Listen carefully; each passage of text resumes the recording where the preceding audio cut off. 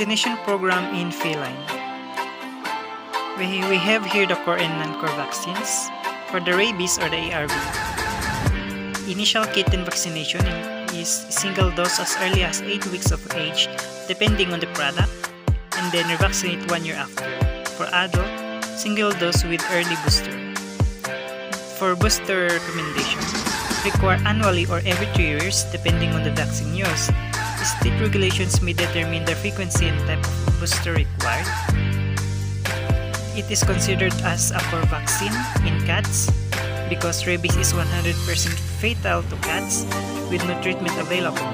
Prevention is always the key. Feline distemper or panleukopenia. For the kitten, it should be given as early as 6 weeks, then every 3 to 4 weeks until 16 weeks of age. For adult, 2 doses 3 to 4 weeks apart. For the recommendation, 1 dose is given a year after the last dose of the initial series, then every 3 years. It is considered as a core vaccine. Feline distemper is a severe contagious disease that most commonly strikes kittens and can cause death. Feline herpes virus, as early as 6 weeks, then every 3 to 4 weeks until 16 weeks of age in kittens. And for adults, 2 doses 3 to 4 weeks apart. For the booster recommendation, 1 dose is given a year after the last dose of the initial series, then every 3 years. It is considered as a core vaccine in cats. Feline herpes virus causes a feline rhinotracheitis, a very contagious upper respiratory condition. For the calicivirus vaccine, it should be given in kitten as early as 6 weeks, then every 3 to 4 weeks until 16 weeks of age.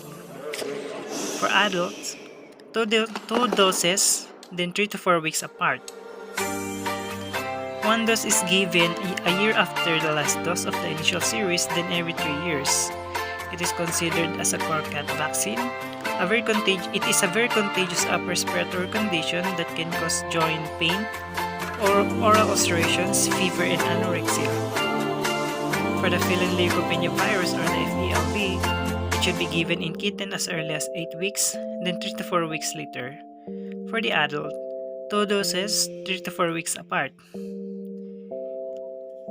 For the booster recommendation, every kitten should get a booster at 1 year. If the cat doesn't go outside, no further vaccination is needed unless they are at higher risk than annually. It is a non-core cat vaccine, but it should test if ELV negative first. It is transmitted via cat-to-cat contact, can cause cancer, and it is immunosuppressant. For the Bordetella, it should be given in kitten as early as 4 weeks, and for adults, 2 doses 1 year apart. For the booster recommendation, annually, it is a non-core cat vaccine. It is a contagious upper respiratory condition.